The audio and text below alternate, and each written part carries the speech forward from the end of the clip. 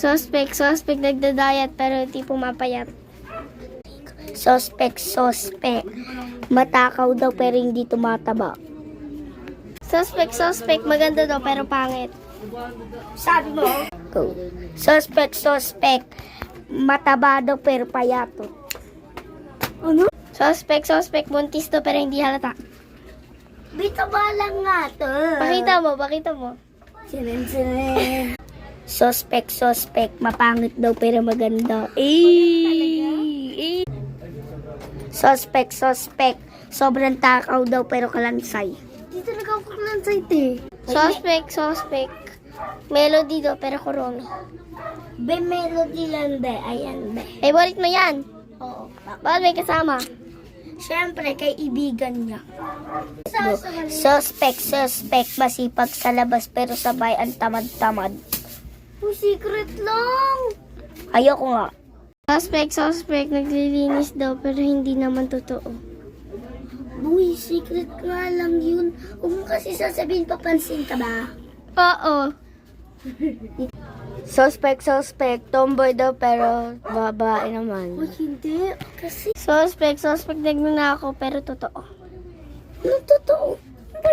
Suspect. Matalino daw pero hindi marunong sa math. Suspect, nagkunyaring na daw pa pero nagpapapansin kay crush kasi gusto niya itayo. Uy, ano nagbabato? Hindi. Suspect. Umuulan daw pero may araw.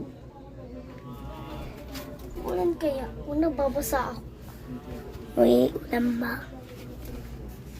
Suspect, di daw abot nagpapapansin lang kay crush para makuha. Sinasabi mo, Abot naman. Suspect. Nagsasabunutan pero magkaibigan. Suspect, nagda-diet daw pero baboy naman. Hoy, sabi ba? Suspect. Nagpariban nga, wig naman. Uy. Suspect, nagtitiktok daw pero hindi naman marunong. Sabi mo?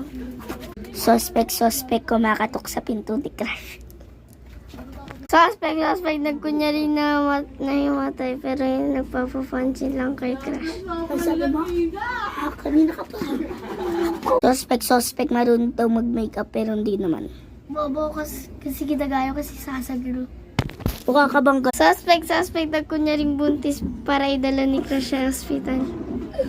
Uy, anong... Tignan mo pa, may baby sa loob. Pakinggan mo kasi. Suspect, Latina daw. Pero hindi naman.